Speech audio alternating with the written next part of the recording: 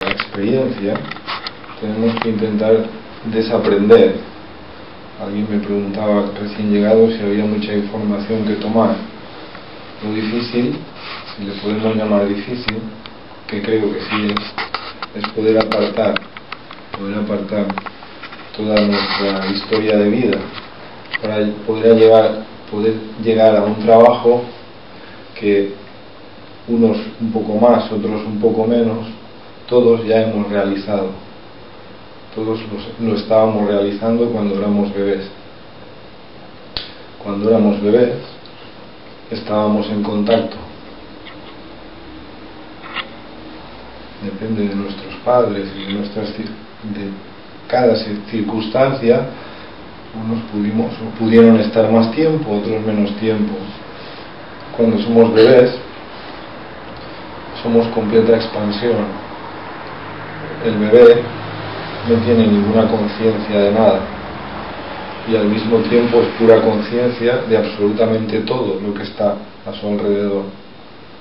Para el bebé no hay dentro ni hay fuera, no hay una diferencia entre la cuna y él, no hay una diferencia entre lo que ve y él. Estamos en ese momento en una plena expansión. Cuando llega un cierto tiempo y se nos empezamos a reconocernos con nuestro nombre, con nuestro sexo, cuando aparece el mí, entonces toda esta expansión, que podríamos decir, o yo lo entiendo de esta manera, donde los grandes maestros a veces dicen que el observador y el observado desaparecen. Esto es un trabajo que ya lo habíamos hecho, por eso es fácil, muy entre comillas, poder llevarlo a la práctica otra vez. Cuando esa expansión empieza a contraerse, esa contracción crea el límite y empiezo a dejar esa expansión que es el todo, se empieza a contraer y me limito a mi cuerpo, a mi nombre, a mi sexo, a todo lo que los demás me están diciendo. Y esa limitación, que creo que es, como me gusta a veces hablar del símil de las mareas, primero hay una pleamar, que sería toda la expansión, después viene un tiempo, una edad de contracción, que vendría a ser desde los 2, 3, 4 años, que empieza la contracción, hasta un cierto tiempo que creo que debería, o mucha gente también opina igual, que debería, a partir de los 20 y tantos hasta los 40 y tantos, tendría que volver a cambiar otro ciclo, y esa expansión, esa identificación con lo material, lo lógico es que volviese a expandirse, volviese a perder sus fronteras para poder ir creciendo, ir expandiéndonos cada vez más, y entonces poder crecer como persona, como ser, como queramos llamarle. Me gustan mucho las palabras y a veces le doy muchas vueltas, y me gusta cuando todos somos seres humanos. Me parece que está muy bien la palabra. Somos seres y somos humanos. Somos un ser que tiene una historia. La parte humana es nuestra historia. El problema es que cuando nos hemos separado, el ser se separa de su historia, hay una separación entre lo que yo soy y lo que me está ocurriendo a mí. Y cuando aparece esta separación, aparece el sufrimiento. Y esto es así, aparece el sufrimiento. El trabajo que yo propongo es poder, estando en contacto con otra persona a nivel físico, poder empezar a sentirme o a poder volver a experienciar aquello que es una plena escucha, con plena amplitud, sin ningún juicio, simplemente recibiendo aquello que se nos muestra a través de todos nuestros sentidos. del tacto, de la sensación, de la vista. Simplemente recibirlo como cuando éramos bebés. Todo está bien, no hay nada que esté mal. Todo lo que está ocurriendo es lo que está ocurriendo. Ahí no hay conflicto. El conflicto aparece cuando esto que me está ocurriendo no debería de estar ocurriendo. Entonces entro en conflicto, entro en lucha, y eso es el sufrimiento. Si yo,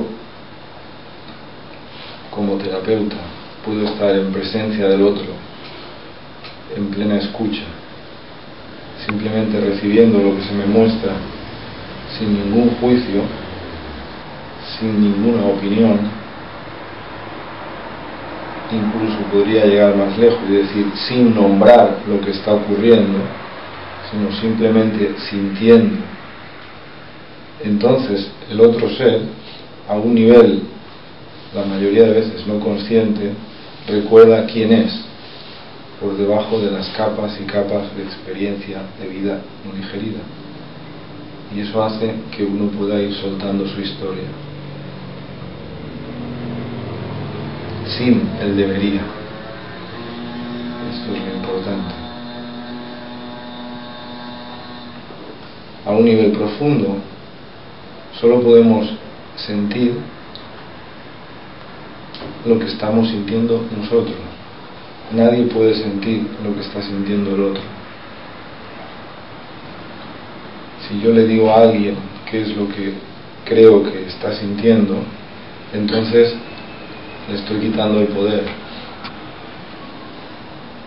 Y si yo lo digo desde el papel de terapeuta, además, de entrada esta persona cree que yo sé mucho más.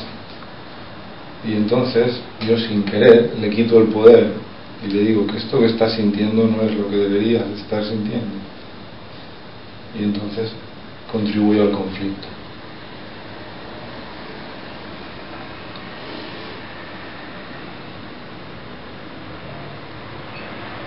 Para mí, lo que la gente le llama enfermedad, me gusta llamarlo experiencias de vida no digeridas. Entonces, mi trabajo, en cierta manera, es intentar ayudar,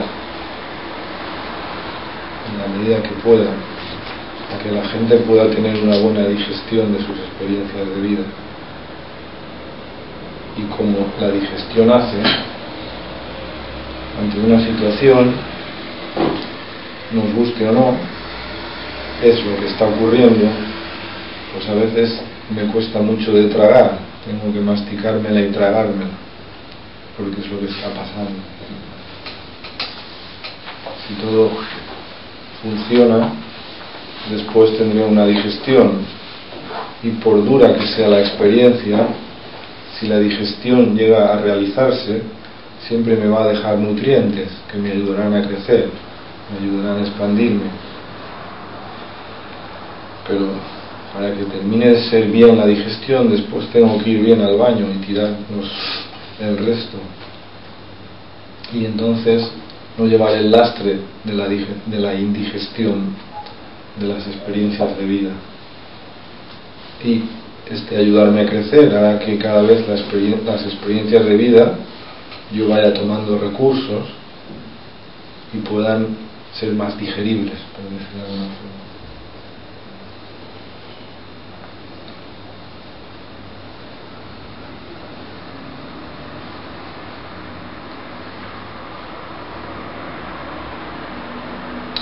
Quiero ver cómo suena esto. ¿A alguien le resuena algo? ¿Alguien tiene algo que decir? No me gusta hacer grandes discursos porque me siento solo hablando. Prefiero interactuar, prefiero escucharos.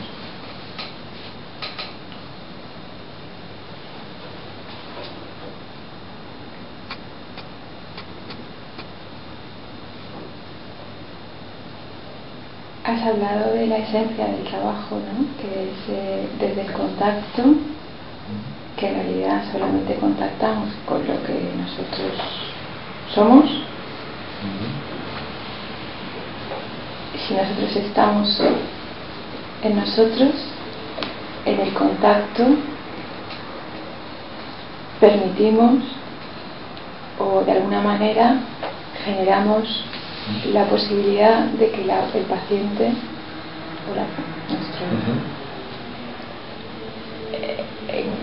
le llegue, ¿no? Eso es lo que estás proponiendo. Una definición del trabajo sería: es un viaje entre dos o más personas hacia un lugar donde la enfermedad no existe. Intento contactar con lo común de todos. Y a veces las palabras, en el trabajo lo más difícil son las palabras, porque voy hacia un lugar donde no hay separación, voy hacia un lugar que es común, pero necesito las palabras que son separación para intentar enseñar hacia allí, ¿no? Y a veces son muy conflictivas las palabras. Por eso, por favor, paradme. No tengo ningún problema. Verdaderamente, para entrar en lo común que es de todos, solo puedo entrar desde mi individualidad. Puedo dejarme caer en lo común y ahí estoy en contacto con todo. Me pilláis un poco de devoción.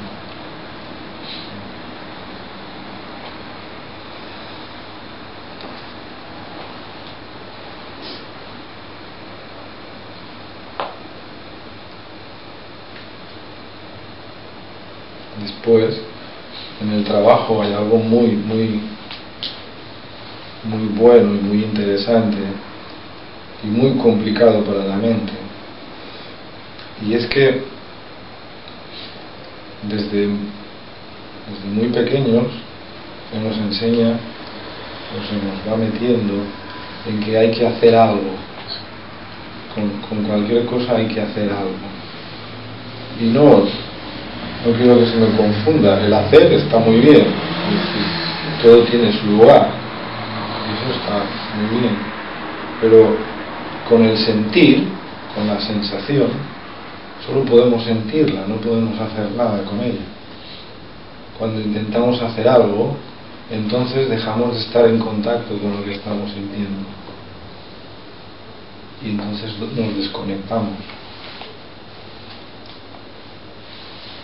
Y como decía, es muy importante para ofrecer lo mejor a los demás, es conocerme a mí mismo, es trabajar conmigo mismo. Si yo puedo saber que yo no soy mi historia, que mi historia está en mí, pero yo no soy mi historia, entonces puedo dejar de defender mi historia, que es con lo que me he identificado, es con lo que la gente está identificada. Su historia: soy hijo, soy padre, soy X terapeuta, trabajo de cualquier cosa, soy hombre, todo esto que evidentemente está ahí, pero la gente, la gran mayoría de gente, se identifica con esa historia, que es algo que está ahí, pero no es lo que nosotros somos. Nosotros somos, o podríamos decirlo de esta manera, es como la pantalla, una pantalla en blanco donde nuestra historia se está proyectando. Y nuestra historia un día empezó y otro día dejará de estar, pero la pantalla continuará estando. Pero nos hemos identificado con la pantalla. El otro día, escuchando la radio, me pareció oír, porque no lo escuché bien, que un ciclista que lo habían pillado de doping, no sé qué, se colgó, se ha matado. Como que no había... El contador, ¿no? No, pero no es contador. No es ciclista, el que hace de camello. Pues lo escuché así, porque bueno, pero en fin, esa es una identificación tal que estoy tan identificado con la imagen que si mi imagen se destroza yo no puedo existir y me quito la vida.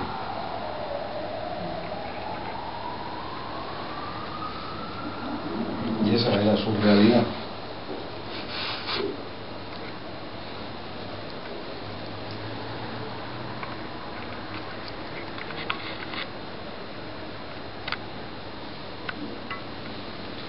Y a veces es un trabajo que parece difícil de llevar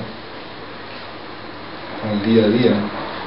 Y siempre digo que tenemos una ventaja, que simplemente no es un trabajo que tengamos que aprender, sino que tenemos que recordar, podemos recordarlo porque ya lo estábamos haciendo.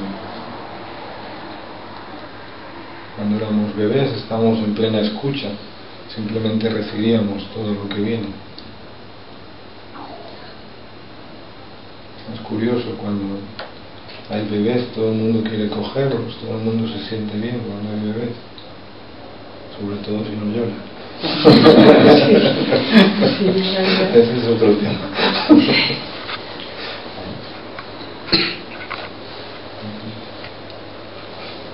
La gente dice, es que lo miro y me pasaría horas mirándolo.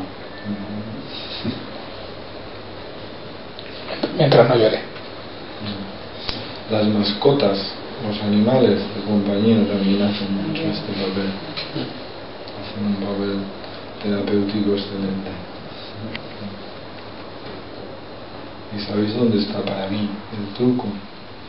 Tanto en los bebés como en las mascotas. Es que ni al bebé ni a la mascota le importa que tengas los pelos arreglados, que tengas un buen día, que estés cabreado, que estés como estés. Ellos simplemente están y te miran. Y como mucho dicen, uy, creo yo que dirán, qué mal rollo lleva, me aparto un poco, pero no te digo, no te pregunto por qué estás así. ¿Qué te ha pasado? ¿Qué te ha pasado? Venga, va, que no es para tanto, ¿no? ¿Qué te digo? ¿Cómo que no es para tanto? Para todo esto. Esto sí que ya es otro punto que lo intento trabajar mucho, que este sí es más complicado, y es aprender a escuchar. Y este es un poco más difícil, porque esto sí que no nos pasó a todos.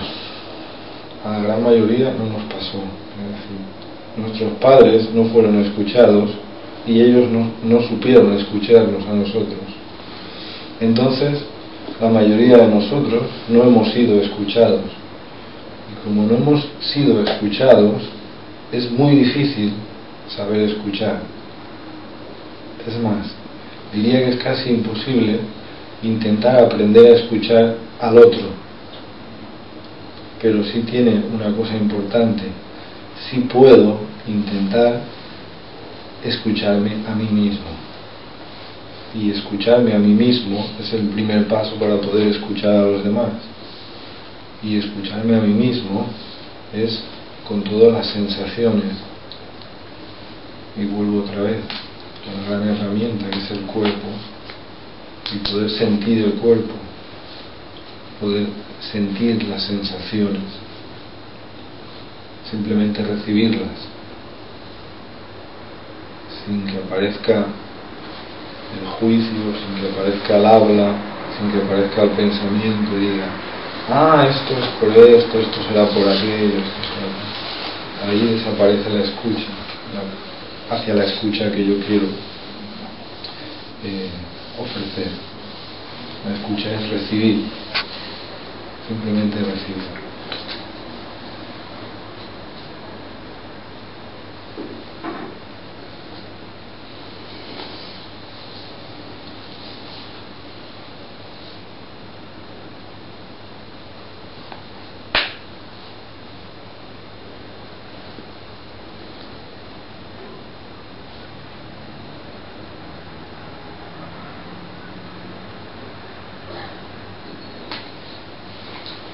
el tema es que somos espejos, ¿no?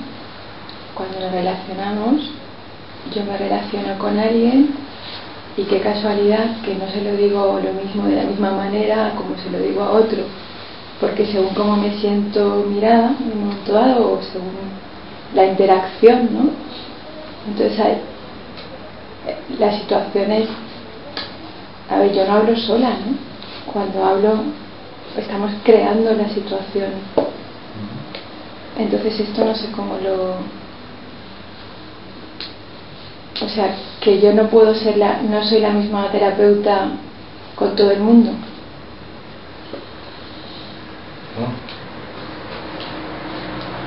No es mecánico, ¿no? No es un trabajo que yo sé que tengo que hacer esto y lo otro. Según con quién estoy delante, yo recibo algo que me hace también actuar de otra manera, ¿no? O estar de otra manera. ¿Qué es lo que tú recibes? Yo recibo todo, desde el olor cuando, no sé, de todo, ¿no? La presencia de la persona, cómo habla, cómo me está planteando su situación, ¿no? Que es lo que yo a veces me siento demandada. Me están pidiendo cosas que yo digo, hasta aquí sí, pero hasta aquí no, ¿no? Y entonces a veces es como, yo siento a veces que a esa persona no la quiero tratar y de alguna manera pasa algo para que esto al final no sea así, ¿no? A veces me siento exigida en cosas que no las puedo solucionar yo, ¿no? Que no. Sí, me resuena mucho esto y me hace entrar un poco en un tema un poco delicado. Y es importante que intentemos recibir lo que sale de aquí sin pasarlo, cosa casi imposible, pero por lo menos intentarlo, no pasar por el filtro de las experiencias de cada uno. Yo solo puedo recibir lo que está en mí. Es imposible recibir algo o sentir algo que no esté en mí. Esto es muy importante. Y lo que yo veo en la otra persona es mi reflejo. Y la otra persona solo podrá ver su reflejo en mí. Esto es muy importante y a veces difícil de entender. De cierta manera, a veces me gusta utilizar el símil del disco duro de la computadora, del ordenador. Podríamos decir así: somos cada uno de nosotros un disco duro que verdaderamente tiene una capacidad, pero en esencia somos discos duros y depende de la genética, del momento, de la raza, del momento. Este disco duro tendrá una capacidad o tendrá otra capacidad. Este disco duro cae en un lugar donde tiene unos padres, y tiene una familia, y es un país, y hay una raza, y hay unas costumbres, y es una ciudad, y es todo aquello que va configurando los programas que se nos van metiendo en el disco duro. Mientras no nos demos cuenta que somos la pantalla que estaba diciendo, o tomemos conciencia que somos el disco duro y se nos han puesto programas, no nos daremos cuenta que solo podemos ver lo que ya está en nosotros. ¿No? Quiero decir, a un programa de tratado de texto no le puedo pedir que me lea un archivo que no reconoce. Nuestra mente actúa exactamente igual. Si podemos intentar darnos cuenta y soltar los programas, no, y esto es importante para mí, no deshacernos de nada. El trabajo no es deshacerse de nada, es poder estar con todo. Y al poder estar con todo, las cosas que no nos identifiquemos, las cosas que entre comillas no nos sirven, se irán cayendo. Pero si intentamos deshacernos de algo, ese mismo querer deshacernos le da energía, y es una ley así. Entonces, cuando yo me doy cuenta de que cada uno de nosotros, cuando entra en contacto con otro, lo único que hace es contar su historia. Siempre estamos contando nuestra historia. Siempre. En cada conversación, en cada cosa lo que hacemos, vamos contando nuestra historia. Buscamos un cuenco lo suficientemente vacío para que nuestra historia tenga cabida. Si yo soy terapeuta y alguien viene a mí, para que su historia tenga la mayor cabida posible, yo tengo que estar lo más vacío de mi historia, porque si no, el cuenco estará lleno de la mitad de mi historia y el resto de historia no va a caber. ¿Me sigues? Estoy liando un poco la cosa. Sigue. Sigue porque no sé si te sigo. Sigue porque no sé si te sigo. Cuando acabe, no me entero. No, pero es mira, la historia es, y ya no vengo a nivel terapéutico, vengo a nivel amigo, compañero, un amigo del alma, lo que sea. Alguien, me encuentro con alguien y alguien viene y me dice que tiene un problema y que tiene una historia y que le ha pasado esto, le ha pasado lo otro, está contando la historia. Es muy probable que si nos ponemos en la situación nos recordemos a nosotros esperando en qué momento se calla para decirle qué es lo que tiene que hacer o para darle mi opinión. Esto no es escuchar. Si tú me cuentas tu historia o lo que tú crees que es tu problema, que así es, y yo me atrevo a darte un consejo, te estoy quitando el poder de sentirte como te estás sintiendo, porque por mucho que yo me pueda aproximar a la historia del otro, esa historia va a estar pasada por mi experiencia de vida, por mis programas de vida, y entonces mi consejo nunca le va a ser útil al otro, y como mucho lo que va a pasarle es que le quite la fuerza, que le quite la potencia de permitirse sentir como se está sintiendo. Hay situaciones de vida que son una mierda, y eso es así. Y cuando uno se siente fatal, el problema no es cómo se siente. El sufrimiento viene cuando yo no debería de sentirme así, y eso es lo que se vuelve insoportable. El problema no es el dolor, el problema es que yo no tendría que tener este dolor, y eso es lo que se vuelve insoportable. Y para que las cosas empiecen a digerirse, tiene que desaparecer o intentar desaparecer esa distancia entre lo que está ocurriendo, lo que me está ocurriendo, y lo que me han dicho o yo he creído que debería de estar ocurriendo. Por eso, tomar el poder da mucho miedo. Es muy aterrorizador, porque tomar el poder también lleva en que yo soy el máximo y único responsable de lo que me está ocurriendo. No hay nadie que tenga culpa de nada. La culpa es un invento de la religión. Es una palabra que debería estar borrada y ha hecho mucho daño. ¿Y de qué viene la palabra culpable? Estaba que buscaba en algo de qué. No sé. Responsable sí que está claro. Sí, es que lo decíamos después de haber otro día y yo, culpable. Buscaba, pero no. Enseguida le encontré, digo, culpa. Digo, culo, y una patada al culo, a la culpa. Pero no sé, ¿no? Entonces, claro, es darnos cuenta, eso también a veces es duro, es que la situación, lo que es, siempre es neutra. Pero llego yo y entonces la catalogo de buena, mala, me gusta, no me gusta, y entonces sufro.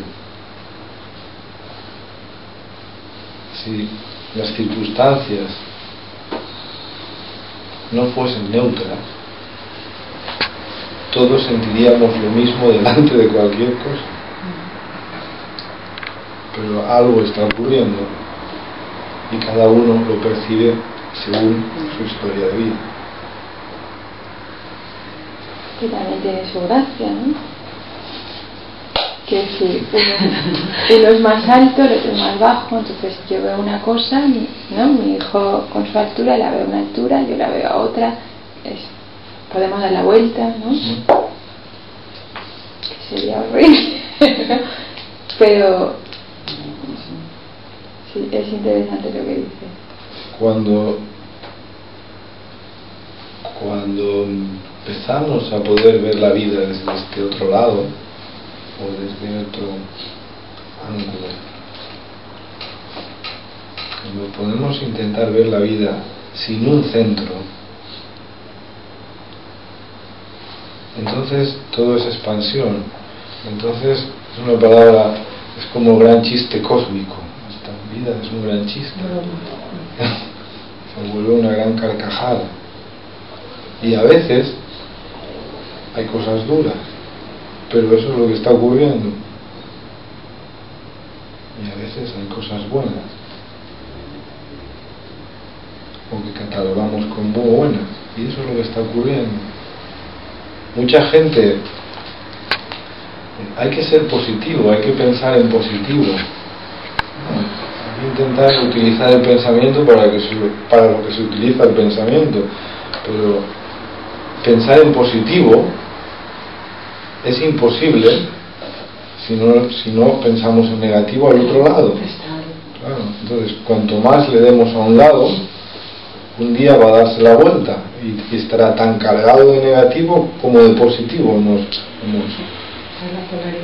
llevado.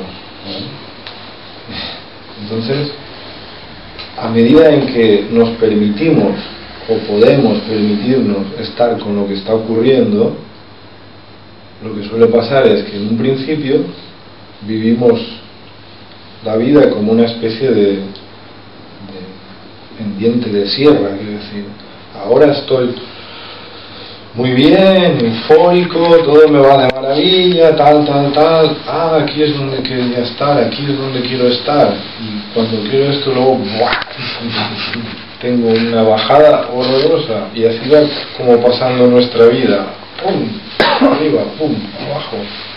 En la medida en que nos damos cuenta de intentar estar con lo que está ocurriendo, eso se va volviendo ondulado, y en vez de hacer estas caídas va subiendo más suave, bajando más suave, y todo luego se vuelve como la vida se vuelve, lea más, baja más, pero no hay ninguna brusquedad,